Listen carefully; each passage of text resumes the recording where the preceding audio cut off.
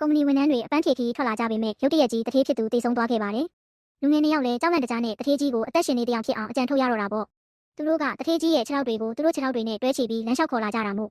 အဝေးကကြည့်ရင်တထေးကြီးကိုယ်တိုင်လမ်းလျှောက်နေတယ်လို့ပါပဲ။ဒါကိုမြင်လိုက်ရတဲ့လူသက်သမားခများငါရှင်းပြလိုက်တဲ့ကောင်ကဘာလို့အသက်ရှင်နေတုံးလဲဆိုပြီး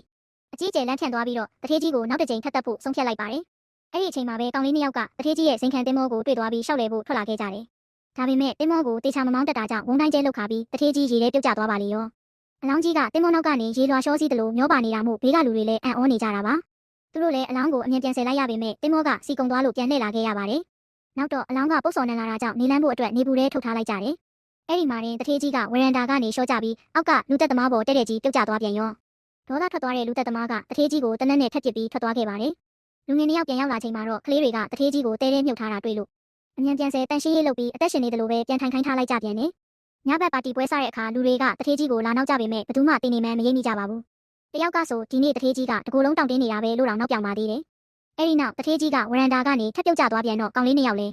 ခဏပြစ်ထားလိုက်ပြီးပါတီမှာပဲပျော်ပါနေလိုက်ကြပါတော့တယ်။လိမ့်ဆင်းသွားတဲ့အလောင်းကြီးကကန်းချေကစုံတွဲနာရောက်သွားတော့သူတို့လည်းလန့်ပြီးပြေးကြတာပေါ့။အဲ့ဒီနောက်ကောင်လေးတွေကတထေးကြီးကိုအိမ်ထဲပြန်တည်လာခဲ့ကြပါတယ်။အဲ့ဒီအချိန်မှာပဲတထေးကြီးရဲ့ကောင်မလေးရောက်လာပြီးကောင်လေးကတော့တထေးကြီးမူပြီးအိပ်ပျော်နေတာလို့လိန်လိုက်ပေမဲ့